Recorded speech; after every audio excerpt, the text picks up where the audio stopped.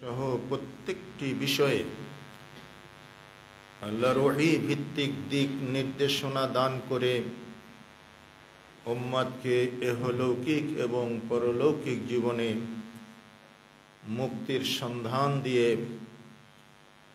নবুয়ত এবং রিসালাতের দায়িত্ব পালনের মাধ্যমে আল্লাহ পাকের কাছে প্রত্যাবর্তন করেছেন, মৃত্যুবরণ করেছেন।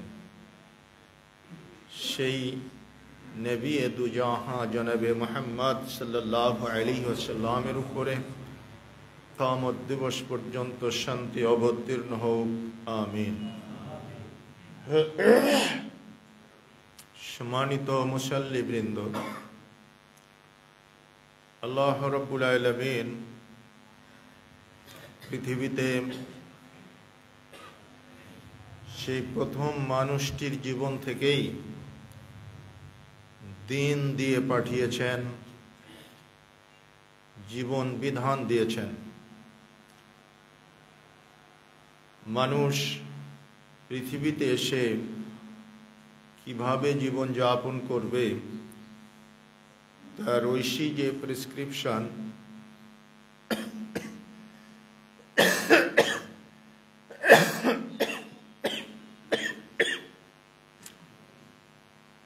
এই ঐশী প্রেসক্রিপশনের নামই হচ্ছে দিন,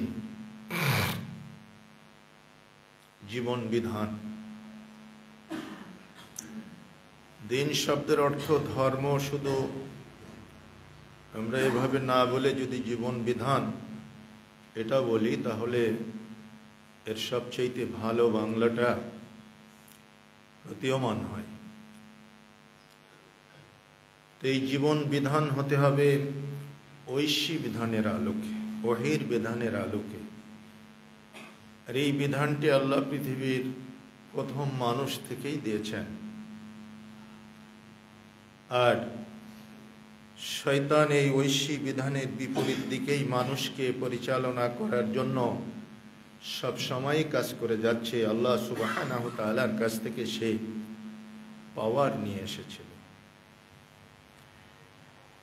যখন একটা শত্রুতা হয়ে গেল আদম এবং ইবলিস, আল্লাহর হুকুমে আদমকে সে সিজদা করতে পারেনি, কারণ তার যুক্তি মজবুত ছিল। সে বলেছিল আনা খায়রুম মিনহু, আমি আদমের চাইতে উত্তম। খালাকতাহু মিন তিন ওয়া খালাকতানি মিন নার, আমাকে তুমি আগুন দিয়ে সৃষ্টি করেছ আর আদমকে মাটি দিয়ে সৃষ্টি করেছ, সুতরাং মাটির চাইতে আগুন বড়, এ কথা প্রমাণিত সত্য। এখানে একটা মোমবাতি জ্বালান, আগুনের শিখা উপরের দিকে উত্থিত হবে, আর একটা মাটির ঢেল এখান থেকে ছেড়ে দেন, নিচের দিকে ভূপাতিত হবে। তাহলে এই দুইটি বস্তুর ভিতর থেকে আগুন যে উত্তম, ইবলিস এটা ভালোভাবেই জানত। এ কারণেই সে সিজদা করেনি। আল্লাহ সুবহানাহু ওয়া তাআলা তাকে জান্নাত থেকে বিতাড়িত করলেন, তাকে মালউন ঘোষণা করলেন, লাআনত প্রাপ্ত ঘোষণা করলেন। তো ইবলিস সেদিন দাবি করেছিল, এত ইবাদত বন্দেগী তোমার করেছি আল্লাহ, আজকে আমার চাওয়ার কোনো অপশন থাকবে না। তো আল্লাহ সুবহানাহু ওয়া তাআলা তো আল্লাহ, তিনি তো রহমান, তিনি রহিম, তার তো দয়ার কোনো শেষ নেই। তিনি যদি প্রতিশোধ পরায়ণ হতেন তাহলে এই বিশ্বে যারা আল্লাহ দ্রোহী একটা মুহূর্ত কি বেঁচে থাকার সুযোগ পেত? না, পেত না। কিন্তু তিনি প্রতিশোধ পরায়ণ হন না, কারণ তিনি প্রতিশোধ কার উপরে নেবেন? মানুষ তার সৃষ্টি, ক্ষুদ্রাতি ক্ষুদ্র মানুষ যখন তার সাথে নাফরমানি করে, গাদ্দারি করে, কেউ অস্বীকার করে, কেউ আবার নিজেকে আল্লাহ দাবি করে আল্লাহকে ডিলিট করে দিয়ে আল্লাহর ওই পদে নিজেকে প্রতিষ্ঠিত করতে চেয়েছিল, এরকম মহা কাফের ছিল না পৃথিবীতে? কাফেরদের যদি তালিকা করেন,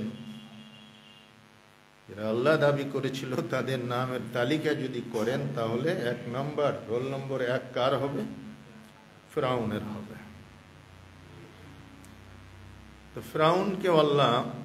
ফিরআউনেরও একটা দোয়া আল্লাহ কবুল করে নিয়েছিলেন। দোয়া করেছিল গিয়ে, আল্লাহ কবুল করেছিলেন। আল্লাহ শুধুমাত্র তিনি যে আমাদের রব, তিনি যে মহান রব্বে করিম, এটা তারই জন্য শোভনীয় এবং সম্ভব, এছাড়া কারোর পক্ষে সম্ভব। ইবলিস বলল, আল্লাহ কিয়ামত পর্যন্ত হায়াত চাইলাম, তুমি দেবে? হ্যাঁ দেব, দিলাম। আল্লাহ বনু আদমের প্রত্যেকটি লোমের কূপে কূপে, রন্ধ্রে রন্ধ্রে গিয়ে আমি তাকে বিভ্রান্ত করতে চাই, পাওয়ারটাকে আমি পাবো। হ্যাঁ দিলাম, পেয়ে গেছো, যাও করো। ইবলিস খুব খুশি হয় যে আদমের কারণে আমি জান্নাত থেকে বিতাড়িত হলাম, সে বনু আদম কিভাবে জান্নাতে যায়, তাহলে আমি এবার দেখব। আল্লাহ সুবহানাহু ওয়া তাআলা বললেন, শোনো ইবলিস, আমিও আমার বান্দাকে ভালোবেসে মহাব্বত করে খুব ভালোবেসে ওকে তৈরি করেছি। বনু আদমকে আমি কঠিনভাবে ভালোবাসি। তুমিও কিভাবে জাহান্নামে নাও সেটা আমি দেখব। তুমি একটা মানুষকে জাহান্নামে নিয়ে গেছো, এই কিনারায় চলে গেছে, ধাক্কা দিলেই জাহান্নামে পড়ে যাবে। এত পাপ করতে করতে, পাপ করতে করতে নিজের জীবনটাকে কলুষিত করে ফেললো, জাহান্নামের কিনারায় চলে গেছে, এই 1 বিগত বাকি। এখনো যদি আমার কাছে তওবা করে, মাবুদ আমি ভুল করেছি, সিজদায় গিয়ে চোখের পানি ফেলে আমাকে ডাক দিয়ে যদি আত্মনিবেদন করে, আমি আমার ওই বান্দার সারা জীবনের গুনাহ খাতা মাফ করে দেব, জাহান্নামে যাবে না। আল্লাহ সুবহানাহু ওয়া তাআলা সূরা ফুরকানের ৭০ নম্বর আয়াতে আরো বাড়িয়ে বললেন, ইল্লা মান তাবা ওয়া আমানা ওয়া আমিলা আমালান সালিহা ফাউলাইকা ইউবাদদিলুল্লাহু সাইয়্যাতিহিম হাসানাত। পাপ করতে করতে, পাপ করতে করতে আকাশ আর জমিনের মাঝখানের এই বিশাল অন্তরিক্ষ ভর্তি করে ফেলেছে একজন মানুষ, পাপ আর পাপ। অতঃপর আল্লাহ সুবহানাহু ওয়া তাআলার কাছে তওবা করেছে। তওবা করে কি করেছে? ঈমানের পরিপক্কতার সাথে সে বাকি জীবন আমলে সালেহ করেছে, নেক আমল করেছে। তা আল্লাহ বলছেন, পিছনের পাপগুলো আমি নেকির দ্বারা পরিবর্তন করে দেব। তুমি ইবলিস কিভাবে আমার বান্দাকে নেবা জাহান্নামে? এরপরেও যারা গদ্দারি করবে, এই রেঞ্জের বাইরে চলে যাবে। আরেকটা হাদিসে রাসূল সাল্লাল্লাহু আলাইহি সাল্লাম বলছেন, আল্লাহ তার দয়াকে 100 ভাগ করেছেন, 99 ভাগ নিজের কাছে রেখে দিয়েছেন, একটা ভাগ সমস্ত মখলুকাতের ভিতরে বন্টন করে দিয়েছেন। মানুষ কতটুকু ভগ্নাংশ পেয়েছে নবীজি বলেননি, তবে একটু কিছু পেয়েছে, সবাই পেয়েছে, সারা মখলুকাত পেয়েছে। তার জন্য এত দয়া, এত ভালোবাসা, এত মায়া, এত মমতা আমরা দেখতে পাই আমাদের পারিপার্শ্বিক জগতে। কিন্তু ভগ্নাংশের 100 ভাগের 1 ভাগ, এই 1 ভাগ থেকে কতটুকু পেয়েছে নবীজি সেটা বলেন। আল্লাহ বলছেন, আমি ওই 99 ভাগ দয়া কিয়ামতের ময়দানে নিয়ে আমার বান্দার দিকে ধাবিত হব। দেখি তাকে এই রেঞ্জের ভিতরে এনে মাফ করা যায় কিনা। আউট অফ রেঞ্জ যারা হয়ে যাবে, মুহাদ্দিসিনে কিরাম বলছেন, তারা শিরিক করে যারা মৃত্যুবরণ করেছে তারাই আউট অফ রেঞ্জ হয়ে যাবে। আল্লাহর এই 99 ভাগ দয়ার বাইরে চলে যাবে, তাদেরকে আল্লাহ জান্নাতে নেবেন না, আর বাকিদের আল্লাহ জান্নাতে নিয়ে নেবেন। আল্লাহ পাক বনু আদমকে এত ভালোবাসে, যার প্রথম পদক্ষেপ হচ্ছে আদম আলাইহিস সালামকে আল্লাহ কবুল করলেন। বিতাড়িত আদম এবং হাওয়া রব্বানা জালামনা আনফুসানা ওয়া ইল্লাম তাগফির লানা ওয়া তারহামনা লানাকুনান্না মিনাল খাসিরিন পড়ল।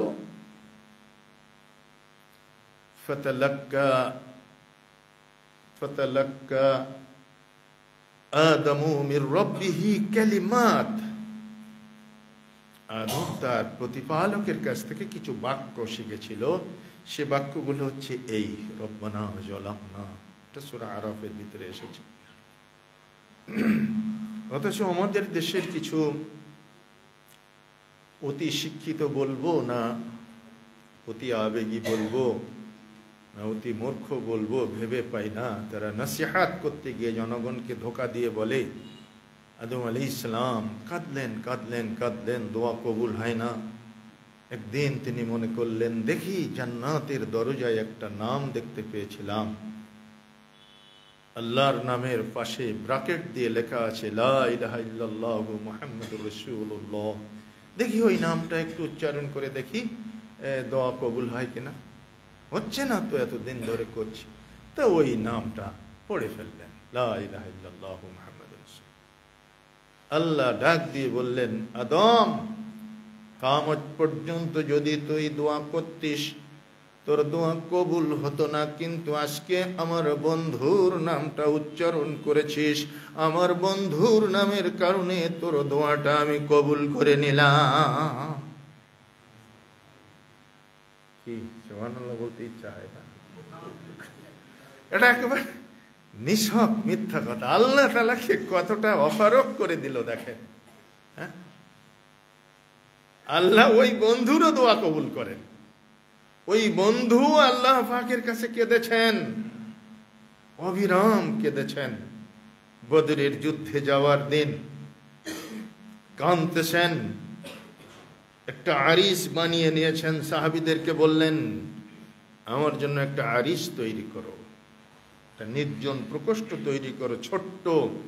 সেই ছোট্ট প্রকোষ্ঠের ভিতরে ঢুকে বিশ্বনবী অঝরে চোখের পানি ছেড়ে দিয়ে বলছেন আল্লাহুম্মা ইন তুহলিক হাদিহিল ইসাবা লাম তু'বাদ ফিল আরদি আবাদা। আল্লাহ আজকের এই ছোট্ট দলটিকে যদি তুমি ধ্বংস করে দাও পৃথিবীর বুক থেকে, তাহলে তোমার নামের ইবাদত দুনিয়ার মাটি থেকে মুছে যাবে। আল্লাহুম্মা ইন তুহলিক হাদিহিল ইসাবা লাম তু'বাদ ফিল আরদি আবাদা। কাঁদতেছেন নবী। আল্লাহ বলছেন যাও জিবরিল যে বলো 1000 ফেরেশতা দিয়ে দিলাম, যেতে বলো যুদ্ধে। হযরতে জিবরিল আমিন এসে বললেন 1000 ফেরেশতা আপনার সাথে মার্চ করবে, চলে যান ভাই নেই না, মাথা তুললেন না। আবারও কেঁদে কেঁদে বলছেন আল্লাহুম্মা ইন তুহলিক হাদিহিল ইসাবা লাম তু'বাদ ফিল আরদি আবাদা। আল্লাহ যদি এই ছোট্ট দলটিকে শেষ করে দেন, দুনিয়ার বুক থেকে তোমার তাওহীদের জয়ধ্বনি চিরদিনের জন্য মিসমার হয়ে যাবে। আল্লাহ জিবরিল যাও 5000 ফেরেশতা দিয়ে দিলাম, যাও যেতে বলো আমার নবীকে। আল্লাহর নবীকে খবর দেওয়া হলো। জিবরিল বললেন চলে যান, এবার 5000 ফেরেশতা পেয়ে গেছে, যান মার্চ করেন জিহাদের ময়দান, বিজয় আপনার অনুকূলে, চলে যান। নবীজি গেলেন না, আবারও কাঁদতেছেন ডুকরে ডুকরে সাহাবীরা। অনেকেই বলছেন ইয়াকফিকা ইয়া রাসূলুল্লাহ, আপনার জন্য কাফি হয়ে গেছে, চলুন যাই, ময়দান আমাদের, চলুন যাই। নবী যাচ্ছেন না, কাঁদতেছেন। আর ওই একই কথা আল্লাহুম্মা ইন তুহলিক হাদিহিল ইসাবা লাম তু'বাদ ফিল আরদি আবাদা। আল্লাহ সুবহানাহু ওয়া তাআলা ঘোষণা করলেন জিবরিল যে বলে দাও আমার নবীকে আমি আল্লাহ সুবহানাহু ওয়া তাআলা তার সঙ্গী হয়ে গেলাম। রাসূল এবার মাথা তুললেন, হে আল্লাহ আমি তো এটাই চেয়েছিলাম, আমি তোমাকে চেয়েছিলাম, আমি ফেরেশতা দিয়ে কি করব, আমি আবার রব্বে করিমকে চাই।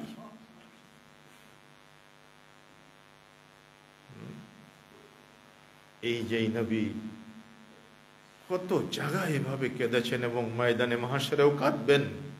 সারা পৃথিবীর মানুষ যেদিন নাফসি নাফসি করে কেঁদে বেড়াবে এবং সমস্ত রাসূলও যেদিন নাফসি নাফসি করে কাঁদবে, সমস্ত মানুষ আদম আলাইহিস সালাম থেকে শুরু করে ঈসা আলাইহিস সালাম পর্যন্ত সকলের কাছে গিয়ে বলবে, ফাশফি' লানা ইয়া আদম, ইয়া নূহ, ইয়া ইব্রাহিম, ইয়া মূসা, ইয়া ঈসা, ফাশফি' লানা। সকলেই বলবেন একই কথা, লাস্তু হুনাকুম, লাস্তু হুনাকুম। যেতে পারবো না ওই জায়গায়, যেতে পারবো না ওই জায়গায়। বিশ্ব নবীর কাছে যাবে মানুষ, আনতা সাইয়্যিদুল মুরসালিন ফাশফি' লানা ইয়া রাসূলুল্লাহ, আনতা সাইয়্যিদুল মুরসালিন। আপনি তো সমস্ত নবীদের সর্দার, হে নবী আমাদের জন্য শাফাআত করুন। শাফাআত কতটুকু জানেন? বুখারী শরীফ জিলদে সানি কিতাবুত তাফসীরের ভিতর থেকে হাদিসটা বলছি। আল্লাহ যেন হিসাবটা শুরু করে দেন, এতটুকু শাফাআত। জাহান্নাম থেকে বাঁচার শাফাআত না, জান্নাতে যাবার শাফাআত না। আল্লাহ হিসাবটা শুরু করে দিন। হিসাবের আগে পরিস্থিতি এত জটিল ও কঠিন হবে। ইউহশারুন নাসু ইয়াউমাল কিয়ামাতি হুফাতান উরাতান ওয়া গুরালান। নবীজি বলছেন, কিয়ামতের ময়দানে মানুষগুলো উঠবে নগ্ন পদে, খালি পায়ে উঠবে, বস্ত্রহীন অবস্থায় উঠবে, বিধ্বস্ত অবস্থায় উঠবে। قالت يا عائشة قالت عائشة يا رسول الله الرجال والنساء جميعا ينظر بعضهم إلى بعض। হে আল্লাহর রাসূল, আয়েশা বলছেন, হে আল্লাহর রাসূল বলছেন কি নারী আর পুরুষ কি একত্রে উঠবে, একদল আর একদলের দিকে চাইবে? এটা তো নারীদের জন্য লজ্জার কথা। বস্ত্র থাকবে না অথচ একই সাথে উঠবে, কেমন কথা হলো? আমরা এত বড় লজ্জা কোথায় লুকাবো? قال رسول الله صلى الله عليه وسلم يا عائشة الأمر أشد من أن ينظر بعضهم إلى بعض। আয়েশা, কিয়ামতের মাঠ এতটা কঠিন হবে, কিয়ামতের মাঠ এতটা জটিল হবে, এতটা বিপদ সংকুল হবে, এতটা বিভৎস হবে, এতটা মুসিবত পূর্ণ হবে, কোন নারী কোন পুরুষের দিকে অনুরূপ কোন পুরুষ কোন নারীর দিকে তাকানোর অবকাশ পাবে না। সকলেই নাফসি নাফসি করবে। সেই সময় গিয়ে রাসূলকে বলবে, ফাশফি' লানা ইয়া রাসূলুল্লাহ, আমাদের জন্য শাফাআত করুন। আল্লাহ রাসূল সাল্লাল্লাহু আলাইহি ওয়াসাল্লাম বলছেন, আমি কি দিয়ে শুরু করব? সমস্ত নবীরা তখন ভয়ে কাঁপতেছে। আল্লাহ পাক রুদ্র কঠিন অবয়ব ধারণ করে বসেছেন। আজকে কাজীউল কোজাত, তিনি চিফ জাস্টিস, কেউ নেই, কেউ নেই আজকে আল্লাহর শক্তির সামনে। লিমানিল মুলকুল ইয়াউম, এই শব্দ ভেসে আসবে। সমস্ত রাজা বাদশাহ সম্রাট সম্রাজ্ঞী প্রধানমন্ত্রী প্রেসিডেন্ট মূর্ছিত হবে সেদিন কিয়ামতের মাঠে। কোনো প্রতাপ খাটবে না। অদৃশ্য থেকে আওয়াজ ভেসে আসবে, লিল্লাহিল ওয়াহিদিল কাহ্হার। আজকে একমাত্র মহাপ্রতাপান্বিত সম্রাট আল্লাহ পাকের রাজত্ব, আর কারো কিচ্ছু নেই। সেই দিন শাফাআত কে করতে যাবে তার সামনে? রাসূল বলছেন, আমাকে এই পাওয়ার আল্লাহ দিয়েছেন, কিন্তু হয় কেমন করে শুরু করব? নবীজি বলছেন, আমি সিজদায় পড়ে কাঁদবো আরশে আজিমের নিচে, আমার কান্নার আওয়াজ রব্বুল আলামিন সইতে পারবেন না। তিনি সঙ্গে সঙ্গে বলবেন, ইরফা রাসাকা ইয়া রাসূলুল্লাহ, হে রাসূল আপনি মাথা তুলুন। ইরফা রাসাকা ইয়া মুহাম্মদ, হে মুহাম্মদ সাল্লাল্লাহু আলাইহি ওয়াসাল্লাম মাথা উত্তোলন করো। নবীজি বলছেন, আমি মাথা উঠাবো না, ডুকরে ডুকরে কাঁদবো আর আমার রব্বে করিমের সিত্ত সানা বর্ণনা করতে থাকবো, আল্লাহ পাকের হাম তারিফ বর্ণনা করব। এভাবে আল্লাহ দ্বিতীয় দফা ডাক দিবেন। কবে দিবেন আমি জানি না, কতদিন পরে দিবেন জানি না। দ্বিতীয় দফা ডাক দিয়ে বলবেন, ইরফা রাসাকা ইয়া মুহাম্মদ, নবী মাথা উত্তোলন করো। তবু আমি মাথা উঠাবো না, কারণ এখনো উঠানোর মতো হয়নি। আমি আরো ডুকরে ডুকরে কাঁদবো। আমি আমার রব্বে করিমের সিত্তসানা বর্ণনা করতে থাকবো। আল্লাহ পাক তৃতীয় দফা ডাক দিবেন। কতদিন পরে দিবেন আমি জানি না। রাসূল বলছেন কত সময় পরে, কত দিন পরে দিবেন আমি জানি না, তবে তৃতীয় দফা তিনি আমাকে ডাক দিয়ে বলবেন, ইরফা রাসকা ইয়া মুহাম্মদ, ইশফা তুতা, ইশফা তুশাফা, সাল তুতা। হে নবী, মাথা তুলুন আর আপনি শাফাআত করুন, আপনার শাফাআত কবুল করে নেব। আপনি চান যা চান তাই দেব। কি মনে হয় পীর সাহেবরা পারবে না? মানুষ কত বড় বোকামির ভিতরে থাকলে এ ধরনের বিশ্বাস আকীদা রাখতে পারে, আর মানুষকে কত বড় ধূম্র জালের ভিতরে এই ওলামা সমাজ আটকে রেখেছে আপনি চিন্তা করেন। যত নবী ওলি হবে মালগাড়ি, ইঞ্জিন হয়ে টেনে নিয়ে যাবে ইনায়েতপুরি, একথা যারা বলল আল্লাহুস সামাদ, তাদের কি বিন্দু মাত্র আল্লাহ বিবেক বুদ্ধি দেননি? তারা কি বাজারে গিয়ে পচা মাছ আর ভালো মাছ বেছে কিনতে পারে না? তারা কি একটা মাটির চাড়া কেনার সময় হাতের তালুতে নিয়ে বাজিয়ে দেখে না যেটার সাউন্ড ঠিক আছে না সাউন্ডটা ঘট ঘট শব্দ করছে? এখানে যদি তারা একটা মাটির চাড়া কিনতে গিয়ে এতটা সজাগ দৃষ্টিভঙ্গি রাখতে পারে, তাহলে দিন বুঝার ক্ষেত্রে কেমনে এতটা ব্যাকুফ হবে? স্বয়ং রাসূল যেখানে এই অবস্থা, প্রত্যেকটি নবী বললেন বিশাল হাদিস, প্রত্যেকটি নবী তার ত্রুটির কথা উল্লেখ করে জড়ো সড়ো হয়ে বলবেন, লাস্তু হুনাকুম ইতু নূহ ইতু ইব্রাহিম, এভাবে বলবেন। আমি পারবো না, পাপ করো, ইব্রাহিমের কাছে যাও, মুসার কাছে যাও, ঈসার কাছে যাও, এভাবেই বলবেন। রাসূল কারোর কাছে যাওয়ার কথা বলবেন, কোথায় আছে? তার অবস্থা এই। তিনি কিয়ামতের মাঠে এভাবে যার কাছে কাঁদেন, দুনিয়াতেও যার কাছে কেঁদেছেন, সেই আল্লাহ সুবহানাহু ওয়া তাআলা আদমকে ক্ষমা করতে অপরগ হয়ে গেলেন। যেন বক্তব্যের সূত্র অনুযায়ী বোঝা যায় আল্লাহ যেন কতটা অপরগ। কিন্তু যেই মাত্র একজন মানুষের নাম বলেছেন, অমনি আল্লাহ বাধ্য হয়ে গেছেন, আদম কিয়ামত পর্যন্ত যদি কাঁদতিস আমি ক্ষমা করতাম না, কিন্তু আমার বন্ধুর নাম বলেছিস, আমি বাধ্য হয়ে ক্ষমা করে দিলাম।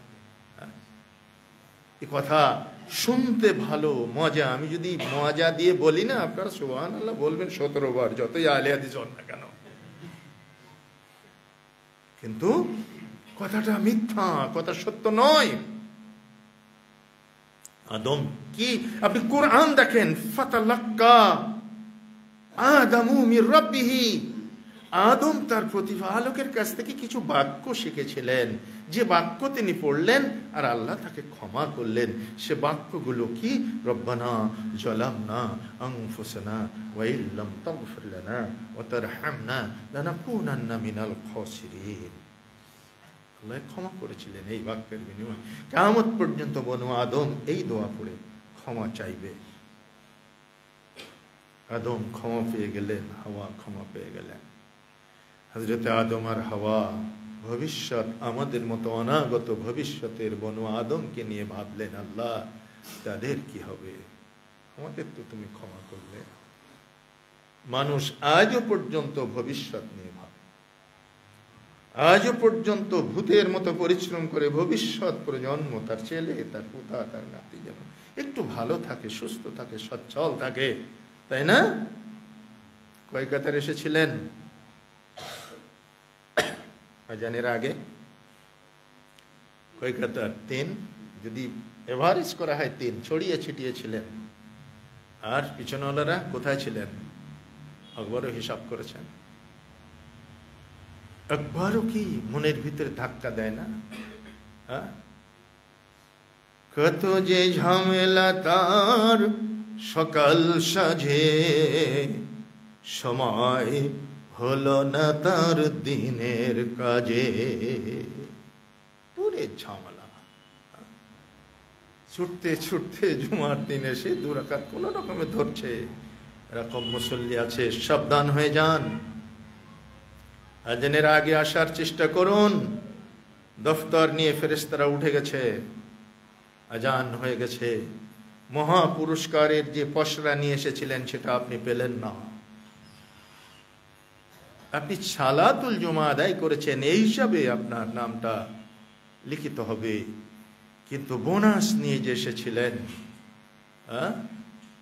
যদি আপনাদের পাবনা পৌরসভায় কম্বল বিতরণের জন্য কোনো একজন উপদেষ্টা আসেন, ওরে বাপ রে বাপ, সিরিয়াল দিতে পারবেন, জায়গা ধরাতে পারবেন না। দৃশ্যমান একটা কম্বল নেওয়াকে এত আমরা লাভজনক মনে করি, কিন্তু এই যে অদৃশ্যের নেকি, জাহাজ ভরা নেকি, অফুরন্ত নেকি চলে গেল, সেদিকে আমাদের খেয়াল নাই, কারণ ওটা দৃশ্যমান নয়। আর আল্লাহ এই জন্যই বলে দিয়েছিলেন, যালিকাল কিতাবুল লা রাইবা ফীহি হুদাল লিল মুত্তাকিন আল্লাযীনা ইউমিনুনা বিল গায়ব। না দেখে বিশ্বাস স্থাপন করবে, অদৃশ্যে যারা বিশ্বাস স্থাপন করবে। নেকি দেখি না, বিশ্বাস করি, হ্যাঁ আল্লাহ নেকি দেন, আল্লাহকে দেখি না, অদৃশ্যে বিশ্বাস করেছি। জাহান্নাম দেখেছি না, অদৃশ্যে বিশ্বাস করেছি। জান্নাত দেখেছি না, অদৃশ্যে বিশ্বাস করেছি। মিজান, ফুলসিরাত কিচ্ছু দেখিনি। কবরের আযাব দেখেছি, দেখিনি। সব বিশ্বাস কেন করি? আল্লাহ বলেছেন তাই বিশ্বাস করি, নবী বলেছেন তাই বিশ্বাস করি। এই অদৃশ্য বিশ্বাসের অকাট্যতা যার মধ্যে যত বেশি, তিনি ততখানি মারিফাতের দিন হাসিল করেছেন। মারিফাত হাসিল করতে কোনো পীরের দরবারে যাওয়া লাগে না। মারিফাত হাসিল করতে এভাবে জিকির করা লাগে না। মারিফাত এগুলাই। দেখলেন না, 11টা বাজার আগেও আপনাদের কিছু মুসাল্লি এসে এখানে বসেছিলেন। আমি তাদের ইন্ডিকেট করতে চাই না, এর নাম মারিফাতের দিন। তারা দিন বুঝেছেন। তাদের মনে মনে প্রতিযোগিতা আছে, কেউ যাওয়ার আগেই আমাকে যেতে হবে। সুতরাং আমাদের সজাগ হতে হবে, আন্তরিক হতে হবে, অদৃশ্য বিশ্বাসের অকাট্যতা প্রমাণ করতে হবে। সাহাবায়ে কেরাম রিদওয়ানুল্লাহি আলাইহিম আজমাইন ছিলেন দ্বীনের সবচেয়ে মারিফাত প্রাপ্ত মানুষ। তারা দ্বীনকে সবচেয়ে বুঝেছিলেন, দ্বীনের সাথে সবচেয়ে পরিচিত হয়েছিলেন। মারিফাত শব্দের অর্থ হচ্ছে পরিচিতি। দ্বীন সম্পর্কে যতটা আপনি পরিচিতি লাভ করবেন, আল্লাহ আপনার কাছে ততটা পরিচিত হবে, রাসূল ততটা আপনার কাছে পরিচিত হবে। আপনি কুরবান করে দিতে পারবেন সবকিছু দ্বীনের জন্য। সময় কুরবান করে দিতে পারবেন, অর্থ কুরবান করে দিতে পারবেন, জীবন কুরবান করে দিতে পারবেন। তা না হলে সেই সোনালী যুগের মানুষেরা এভাবে পারে নাকি কেউ? তাদের মারিফাতের দিনের উচ্চকিত মাকামে তারা পৌঁছে গিয়েছিলেন, সেজন্য তাদের কাছে জীবন মৃত্যু সমান। একজন কোমল হৃদয়ের মহিলার কাছে এসে আবু জাহাল প্রস্তাব করছে, দিন থেকে ফিরে এসো, নইলে অবস্থা ভয়াবহ। এই কে আছো প্রহরী? দুই দিকে দুটো হৃষ্টপুষ্ট উট দাঁড় করিয়ে দাও। দাঁড় করিয়ে দেওয়া হলো, দুই পাশে দুটো উট, দুই গাছ রশি নিয়ে আসো। রশি আনা হলো, এক সাইড বেঁধে দাও সুমাইয়ার পায়ে, আর এক সাইড বেঁধে দাও উটের গলায়। ডান পায়ের রশি সেট আপ করা হলো, এক প্রান্ত উটের গলায়, এক প্রান্ত সুমাইয়ার পায়ে। বাম পাশের উঠে একইভাবে সেট করা হলো, এক প্রান্ত পায়ে আর এক প্রান্ত উটের গলায়। দুইটা সহিস বসিয়ে দেওয়া হলো, দুইটা সওয়ার বসিয়ে দেওয়া হলো উটের পিঠে। আমি বলার সাথে সাথে উট হাঁকিয়ে নিয়ে যাবে। সুমাইয়া জীবনের শেষ মঞ্জিলে একবার মাত্র স্বীকৃতি দাও, নবীর দিন ছাড়তে পারবে কিনা? যদি পারো, তোমাকে রাজরানী বানিয়ে দেবো, তোমাকে পটরানী বানিয়ে দেবো, তোমাকে জীবনে স্বাচ্ছন্দ্যের জন্য যা কিছু লাগে, গাড়ি বাড়ি, টাকা পয়সা, ধন দৌলত, আর এই কি বলে দাসত্ব থেকে আজাদি করে দেব। একবার ফিরে আসো। লা তুজ্জাহুল মানাতের যে ধর্ম আমরা পালন করি, যে ধর্ম তুমি পালন করতে, ওটাতেই ফিরে আসো। মুহাম্মদ ইবনে আব্দুল্লাহর দিনটা ছেড়ে দাও। মক্কি জীবনের অসহায় নবী কিছুই করতে পারছেন না ইয়াসির পরিবারের জন্য, শুধু ওই রাস্তা দিয়ে যাচ্ছেন আর বলছেন ফাসবির ইয়া আলি ইয়াসির ফাইন্না মাউইদাকুমুল জান্নাহ। ইয়াসির পরিবার ধৈর্য ধারণ যদি করতে পারো, তোমাদের প্রতিশ্রুত স্থান হচ্ছে জান্নাত। রাসূলের ওই বাণী সুমাইয়ার কানে প্রবিষ্ট হয়েছে। নবী বলেছেন ফাইন্না মাউইদাকুমুল জান্নাহ,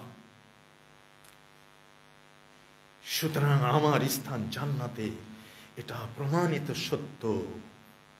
আবু জাহালের কথাকে অ্যাভয়েড করে নারীত্বের সমস্ত দুর্বলতা, জীবন মৃত্যুর সন্ধিক্ষণে জীবনের সমস্ত মায়া মমতা ভুলে গিয়ে সুমাইয়া তাৎক্ষণিকভাবে বলে উঠলেন আশহাদু আল্লা ইলাহা ইল্লাল্লাহ ওয়া আন্না মুহাম্মাদার রাসূলুল্লাহ। রাগে ক্ষোভে জ্বলে দুঃখে ফেটে পড়ে আবু জাহাল বলল উঠ চালাও। উঠ হাঁকিয়ে নেওয়া হলো। মুহূর্তের ভিতরে সুমাইয়ার দুটি পা দুটি দিকে চলে যেতে থাকলো। আর দুর্বৃত্ত আবু জাহাল এই সময়ে সুমাইয়ার লজ্জা স্থানে এমন ভাবে বল্লম দিয়ে আঘাত করেছিল, সাথে সাথে দ্বিখণ্ডিত হয়ে সুমাইয়া দুই উটের গলায় ঝুলতে ঝুলতে শাহাদাত বরণ করলেন।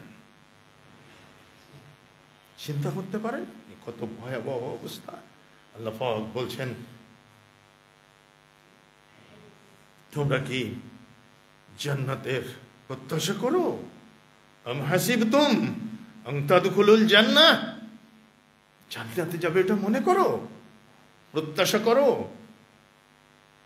আম হাসিবতুম আন তাদখুলুল জান্নাহ ওয়ালাম্মা ইয়াতিকুম মাসালুল লাযিনা খালাউ মিন ক্বাবলিকুম, তোমাদের পূর্বে যারা প্রভাত হয়েছে, যারা চলে গেছে, তারা যেমন পরীক্ষার সম্মুখীন হয়েছিল, তোমাদেরও পরীক্ষা করা হবে না, এরকম মনে করছো নাকি? মাসসাতুহুমুল বাসাউ ওয়াদ-দাররাউ ওয়া যুলজিলু, যুদ্ধ বিগ্রহ এসেছিল, ভয় ভীতি এসেছিল, অভাব অনটন এসেছিল, এমন অবস্থা সঙ্গীন হয়ে গিয়েছিল রাসূলগণ পর্যন্ত এবং তার সাথে যারা ঈমান আনয়ন করেছিল সকলেই সেদিন ফেলফেল নেত্রে আল্লাহ পাকের কাছে বলেছিল মাতা নাসরুল্লাহ, হে আল্লাহ তোমার সাহায্য কবে আসবে? মাতা নাসরুল্লাহ, আল্লাহ তোমার সাহায্য কবে আসবে? আল্লাহ বলছেন লা ইন্না নাসরুল্লাহি করিব, জেনে রেখে দিও আমার সাহায্য অতীব নিকটবর্তী। আমরা তো তাদের উত্তরসূরি। কই ইসলামের জন্য আমাদের ত্যাগ, আমাদের তিতিক্ষা কোথায়? আমাদের কোরবানি কোথায়? 10ই জিলহজ্জে গরু আর ছাগল কোরবানি দিয়ে মনে করেন ওটাই কোরবানি না। এভরি মোমেন্ট আপনাকে কোরবানি দিতে হবে, সময়ের কোরবানি দিতে হবে, শান্তির কোরবানি দিতে হবে। আসসালাতু খায়রুম মিনান নাওম বলেছে মুয়াদ্দিন। এই প্রচন্ড শীতে উঠতে কার মন চায়? আর শয়তান তো বাতাস দিচ্ছে, চোখে প্রলেপ দিচ্ছে, কার মন চায় উঠতে? আরো একটু ঘুমাই। আর এই মনে করেই তো আজকে গোটা জাতি সালাত ভুলে গেল। নামাজি মানুষ কই? মাত্র 2% নামাজি মানুষ পাওয়া যাবে, তার বেশি পাওয়া যাবে না। এত মানুষ নামাজ পড়ে, এই যে মসজিদ ভরে গেছে, মনে রাখবেন জুমার নামাজ আদায় করলে সে নামাজি হতে পারে না। মনে রাখবেন 4 ওয়াক্ত পড়ে 1 ওয়াক্ত মিস করলে সে নামাজি হতে পারে না। 3 ওয়াক্ত পড়ে 2 ওয়াক্ত মিস করলেও সে নামাজি হতে পারে না। 1 ওয়াক্ত পড়ে 4 ওয়াক্ত মিস করলেও সে নামাজি নয়।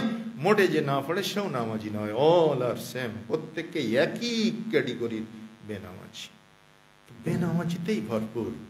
এজন্যই আজকে তো সমাজ সংস্কার হয় না, রাষ্ট্র সংস্কার হয় না। আজকের যারা রাষ্ট্র সংস্কারের ব্রত নিয়ে এদেশের উপদেষ্টাদের চেয়ার অলঙ্কৃত করেছেন, তাদের সর্বপ্রথম দায়িত্ব এবং কর্তব্য ছিল রাষ্ট্রের মুসলিম অধিবাসীদেরকে নামাজি বানানো। যদি নামাজি বানাতে পারতেন 95% পাপাচার আল্লাহর জমিন থেকে, বাংলাদেশ থেকে কমে যেত, দুর্নীতি কমে যেত, করাপশন কমে যেত। কিন্তু না, নাগরিক সংস্কার নেই, রাষ্ট্র সংস্কারে তারা নেমেছেন। প্রয়োজন আছে ভালো, কিন্তু পদ্ধতি ঠিক নয়। পদ্ধতি মুহাম্মদ রাসূলুল্লাহ সাল্লাল্লাহু আলাইহি সাল্লামের পদ্ধতিতে যেতে হবে, যে পদ্ধতি আল্লাহ তার প্রেসক্রিপশনে উল্লেখ করেছেন। সূরা আনকাবুতের 45 নম্বর আয়াত, উতুলু মা উহিয়া ইলাইকা মিনাল কিতাব ওয়া আকিমিস সালাত। হে নবী, আপনি তেলাওয়াত করুন সেই কিতাব যা আপনার উপরে নাজিল হয়েছে, তেলাওয়াত করুন এবং আপনার জাতিকে তেলাওয়াত করতে বলুন। ওয়া আকিমিস সালাত, আপনি সালাত কায়েম করুন, আপনার জাতিকে সালাত কায়েম করতে বলুন। ইন্নাস সালাতা তানহা আনিল ফাহশাই ওয়াল মুনকার, নিশ্চয়ই সালাত সব ধরনের ফাহিশা, অশ্লীল কাজ, দুর্নীতি থেকে মানুষকে বিরত রাখবে। সালাত নেই, আপনি দুর্নীতিমুক্ত সমাজ গঠন করবেন কিভাবে? সম্ভব নয়। বলছিলাম, আত্মত্যাগ ছাড়া, ত্যাগের মহান কোরবানি ছাড়া ইসলাম প্রতিষ্ঠিত হয়নি। মারিফাতের দ্বীনের উচ্চকিত আসনে মুসলিমরা সমবেত হতে পারেনি যতক্ষণ পর্যন্ত সর্বোচ্চ ত্যাগ স্বীকার না করেছে। আর এই ত্যাগী এই মারিফাতের দ্বীনের উচ্চ মকামে পৌঁছেছিলেন সাহাবায়ে কেরাম, যে কথা আগে বলেছি, যে কারণে স্বয়ং রব্বুল আলামিন আসমান থেকে জিবরিল আমিন মারফত খুশ খবর পাঠিয়ে দিলেন, যাও বলে দাও, এখনো তারা মরেননি, দুনিয়ায় আছেন, বলে দাও, জাতির সামনে ঘোষণা করে দিতে বলো আমার নবীকে, আবু বকরিন ফিল জান্নাহ, ওমর ফিল জান্নাহ, উসমান ফিল জান্নাহ, আলী ফিল জান্নাহ, ওয়া তালহা ফিল জান্নাহ, ওয়া জুবাইর ফিল জান্নাহ, ওয়া তালহা ফিল জান্নাহ, وسعد بن أبي وقاص وعبد الرحمن بن عوف في الجنة وسعد بن أبي وقاص في الجنة وسعيد بن زيد في الجنة وأبو عبيدة بن الجراح في الجنة। যাও নবীকে বলে দাও, ঘোষণা করে দিই, তারা জীবিত এখন এভাবেই বসে আছেন। আর নবীজি এভাবে মেম্বারের উপরে ঘোষণা করে দিলেন, আমার উম্মতের মধ্য থেকে আবু বকরের জন্য জান্নাতের খোঁজ খবর এসেছে জিন্দা থাকতেই, ওমরের জন্য এসেছে, ওসমানের জন্য এসেছে, আলীর জন্য এসেছে, তালহার জন্য এসেছে, জুবাইরের জন্য এসেছে, এসেছে আব্দুর রহমান বিন আউফের জন্য, এসেছে সাঈদ বিন আবি ওয়াক্কাসের জন্য, এসেছে সাঈদ বিন জাহিদের জন্য, এসেছে আবু উবাইদা ইবনুল জাররাহ রিদওয়ানুল্লাহি আলাইহিম আজমাইন, তাদের জন্য। সবাই অভিভূত হয়ে গেল, জাতি চমকে গেল, সে কি এখনো মরেন নাই, তো এরা জান্নাতের খোঁজ খবর পেয়ে গেল। তাদের কত ত্যাগ ছিল, কোরবানি ছিল। হ্যাঁ, 10 নম্বরে যার নামটা উল্লেখ করলেন বিশ্বনবী, তার নাম আবু উবাইদা ইবনুল জাররাহ। আল্লাহ পাক যখন বললেন যাও সাথে আমি আছি, যুদ্ধে নবীজি তখন তৈরি হলেন, সাহাবীদেরকে বললেন চলো যাই। সাহাবীদের ইমানি জজবা পরীক্ষার জন্য তিনি বললেন দাঁড়াও, যাদের বিরুদ্ধে যুদ্ধ করতে যাচ্ছি তারা আমাদের কেউ শত্রু না, কেউ পর না, কেউ অচেনা মানুষ না, সকলেই চেনা মানুষ, সকলেই আমাদের আপনজন। একটু সামনে বসে বসে এগিয়ে এগিয়ে ওনাদের বসার জায়গা করে, সবাই আমাদের আপন মানুষ, সবাই আমাদের পরিচিত আত্মীয় স্বজন। স্বাভাবিকভাবে যুদ্ধ হয় দুটো বাহিনীর ভিতরে, একে অপরের সঙ্গে পরিচিত না, মারতে কষ্ট হয় না, গুলি করতে মনে ব্যথা লাগে না, তলোয়ার মারতে একদম দিল কাঁপে না। কিন্তু আজকে মনে রেখে দিও, যাদের বিরুদ্ধে লড়াই করতে যাচ্ছি তারা মক্কায় ছেড়ে আসা আপনজন। তুমি তলোয়ার তুলেছ, কিন্তু দেখলে এটা ভাই, মারতে পারবে। সাহাবীরা থমকে গেলেন, তাই তো, তাই তো, ঘটনা এতক্ষণ তো আমরা এভাবে আঁচ করিনি। রাসূল বললেন শোনো, লা ইউমিনু আহাদুকুম হাত্তা আকুনা আহাব্বা ইলাইহি মিন ওয়ালিদিহি ওয়া ওয়ালাদিহি ওয়ান নাসি আজমাইন। ততক্ষণ তোমরা ঈমানদার হতে পারবে না যতক্ষণ তোমাদের পিতা মাতা ভাই ব্রাদার আত্মীয় স্বজন স্ত্রী পুত্র কন্যা সবার চাইতে, এমনকি নিজের চাইতেও আমি নবী আমাকে বেশি ভালো না বাসবে, ততক্ষণ কেউ ঈমানদার হতে পারবে না। বাংলাদেশের মুসলমানরা কি বলবে, হুজুর তাই তো আমরা নবীকে ভালোবাসি, সবার চাইতে ভালোবাসতে গিয়েই তো মিলাদ করি আর জিলাপি খাই। হ্যাঁ, জিলাপি খেয়ে মিলাদ খানি করে নবীর ভালোবাসা এটা প্রকাশ করা যায় না। তা যদি যেত তো আল্লাহর নবীর সাহাবীরা এটা প্রকাশ করতেন।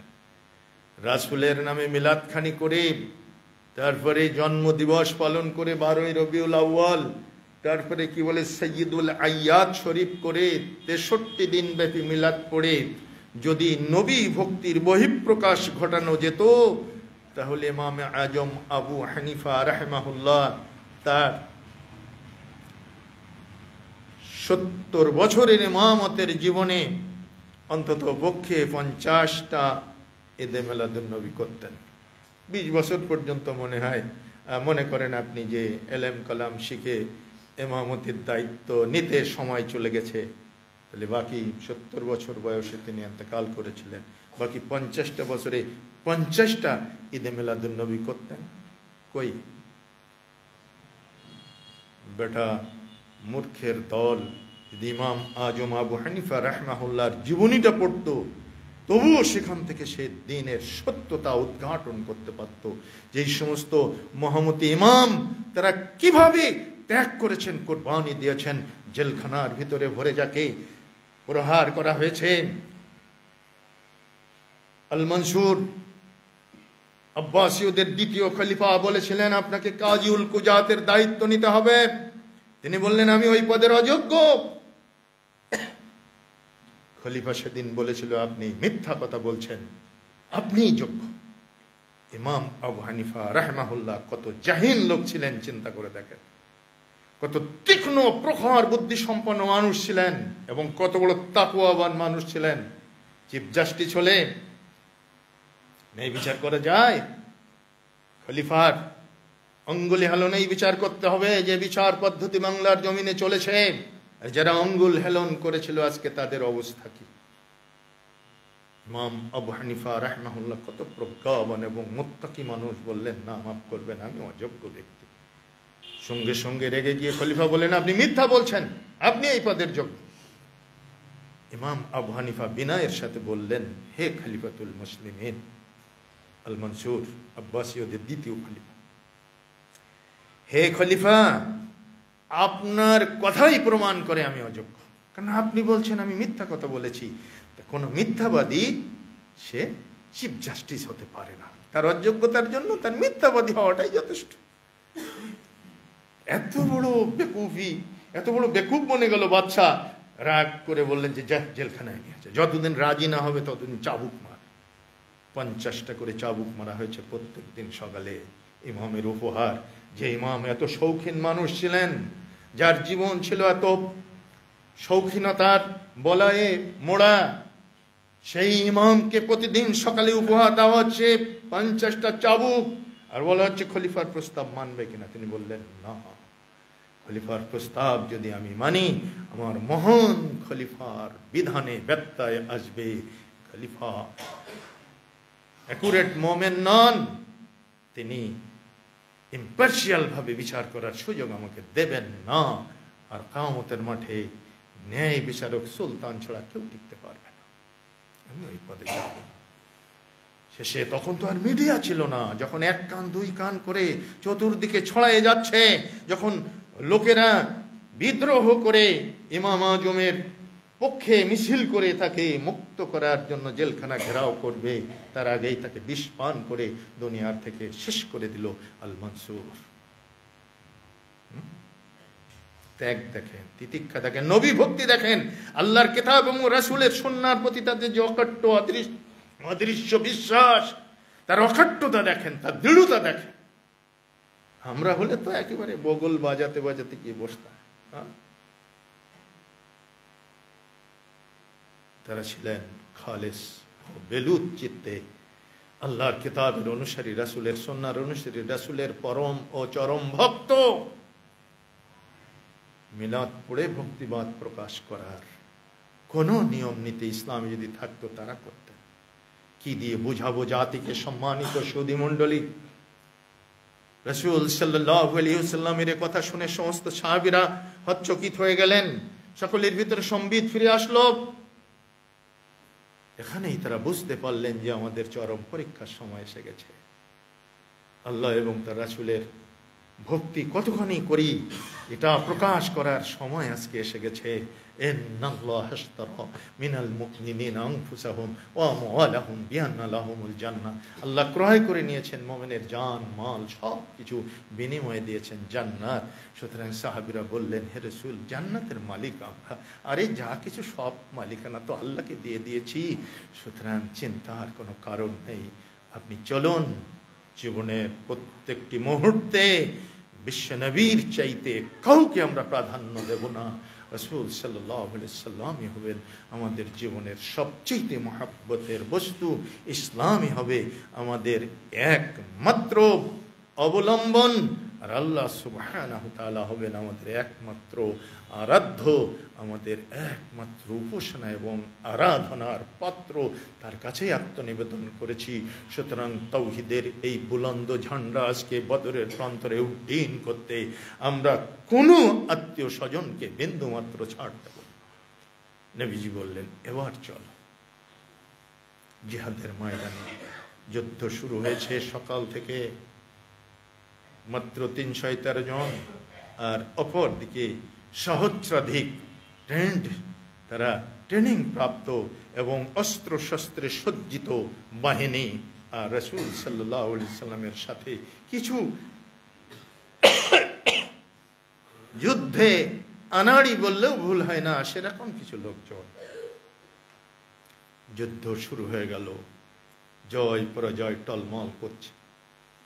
কখনো কাফেররা মনে করছে এই বুঝি আমরা জিতে গেলাম, কখনো মুসলমানরা বলছে মনে করছে এই বুঝি আমরা জিতে গেলাম।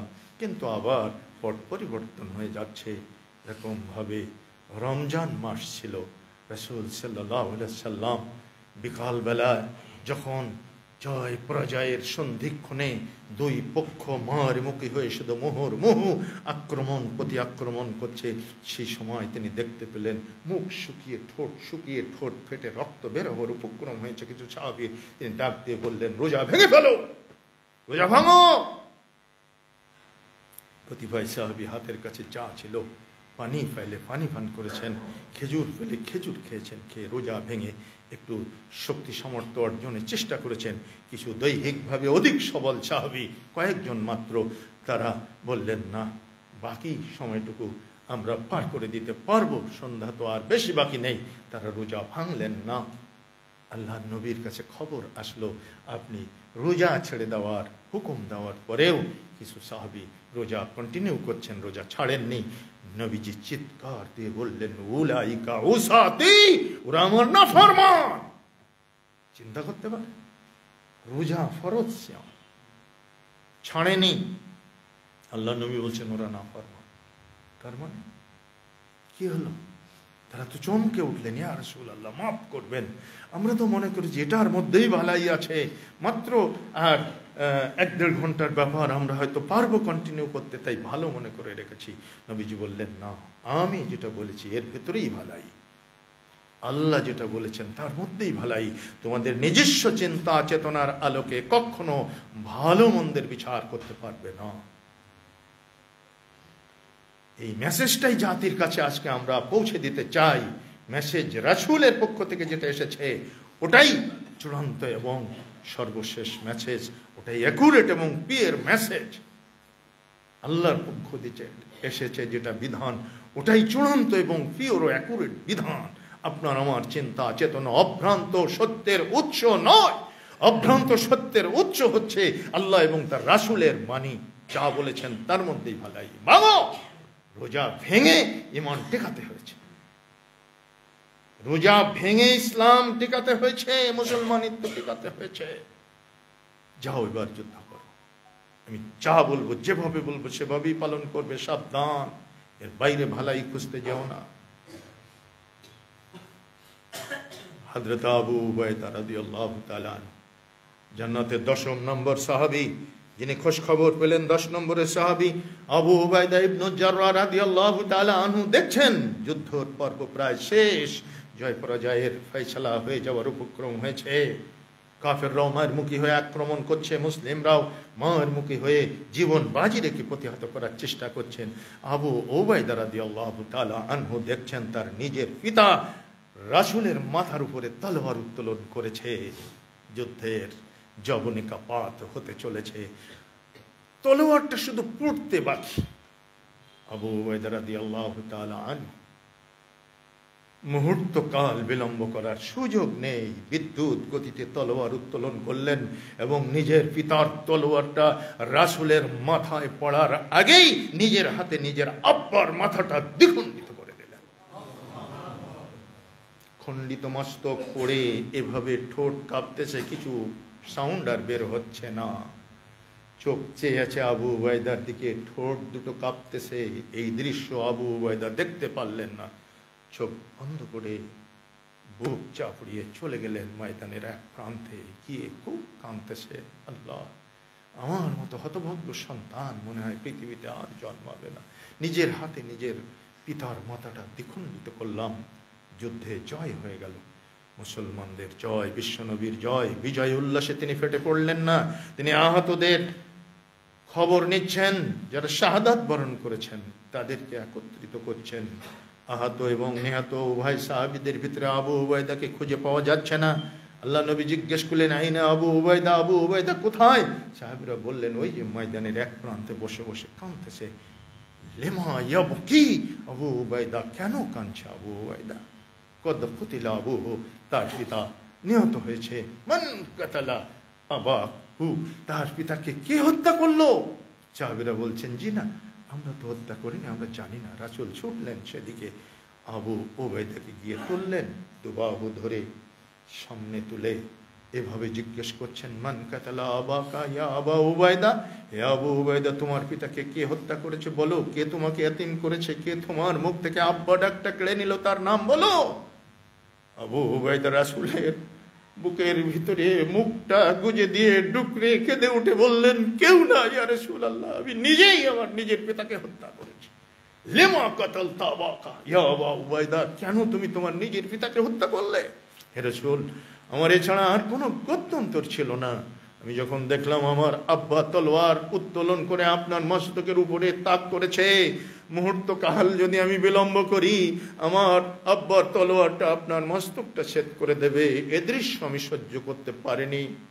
আমি যেন দেখছি কিয়ামতের ময়দানে আমি উপস্থিত হয়ে গেছি, আর আল্লাহ পাক আমাকে ডাক দিয়ে বলছেন, হে আবু উবাইদা, মাহারা বাফারা ইয়াতিম নবীকে তোদের কাছে আমানত রেখেছিলাম, আজকের কিয়ামতের ময়দানে সে আমানত আমাকে ফিরিয়ে দে। হে রাসূল, আমি কি কৈফিয়ত দেব সেদিন আল্লাহর কাছে? এই জন্য আমি আর কাল বিলম্ব করতে পারিনি। আমার তলোয়ার আমার আব্বার তরবারির আগেই আঘাত এনেছে এবং মস্তকটা দ্বিখণ্ডিত হয়ে গেছে। আল্লাহ নবী এভাবে জড়িয়ে ধরে চিৎকার দিয়ে বললেন, বদর প্রান্তরের সাহাবীরা শোনো, এ আমার অনাগত ভবিষ্যতের উম্মতে মুহাম্মাদি শোনো, আমিনু হাদিহিল উম্মাহ, আমিনু হাদিহিল উম্মাহ, আমিনু হাদিহিল উম্মাহ। আমার উম্মতের সবচেয়ে বড় আমানতদার সাহাবী হচ্ছেন আবু উবাইদা। আমার উম্মতের সবচেয়ে বড় আমানতদার সাহাবী হচ্ছেন আবু উবাইদা।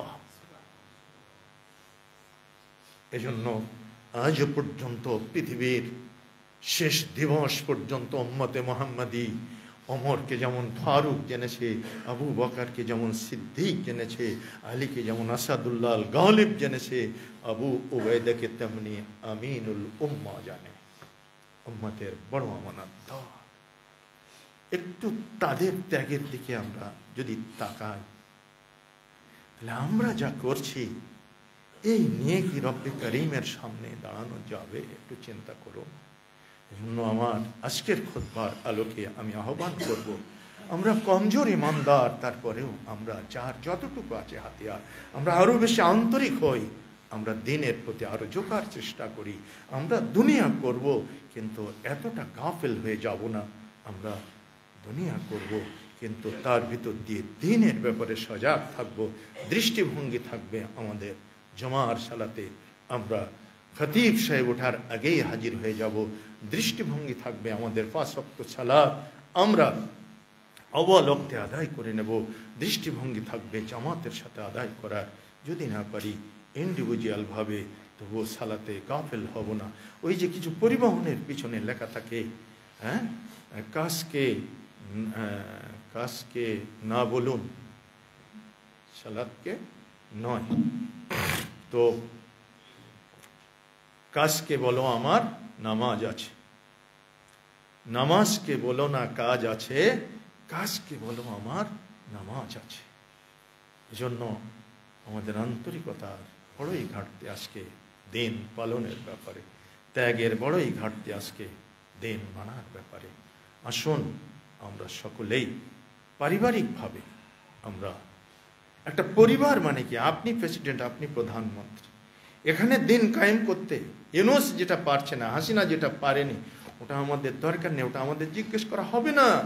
কিন্তু আমাকে বলা হবে, জাহাঙ্গীর আলম তুমি তোমার ফ্যামিলির ইউনূস ছেলে, তুমি তোমার ফ্যামিলির হাসিনা ছেলে, তোমার অনুশাসন দিয়ে তুমি তোমার পরিবারকে কন্ট্রোল করনি কেন?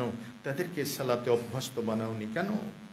তাদেরকে অপকর্ম থেকে, তোমার ছেলেকে ধূমপান থেকে বিরত রাখোনি কেন? তোমার মেয়েকে বেপর্দা থেকে সামলাতে পারোনি কেন? হিসাব আমাকেই দিতে হবে, কারণ I am the president in my family. সুতরাং আসুন আমরা স্ব দায়িত্ব পালনে ব্রতী হই। ইসলামের সুমহান ত্যাগ যারা কোরবানি করেছেন, তাদের দিকে তাকিয়ে আমরাও আমাদের জীবন থেকে কিছু সময়, সুখ, সম্পদ এবং আর্থিক ও দৈহিক কোরবানি দিতে আমরাও প্রস্তুত থাকি। আল্লাহ রাব্বুল আলামিন আমাদেরকেও তাদের পথের পদাঙ্ক অনুসারী হিসাবে কবুল করুন, যারা জান্নাতের পথে ছুটেছেন অদম্য স্পৃহা নিয়ে, যারা জীবন বাজি রেখে জীবনের অসংখ্য ত্যাগ ও তিতিক্ষার বিনিময়ে জান্নাত হাসিল করাটাই যারা একমাত্র কাম্য মনে করেছিলেন, তাদের পদাঙ্ক অনুসারী হয়ে আমরা যেন বাকি জীবন চলতে পারি। রব্বুল আলামিন আমাদের সেই তৌফিক দান করুন। বারাকাল্লাহু লানা ওয়া লাকুম ফিল কুরআনিল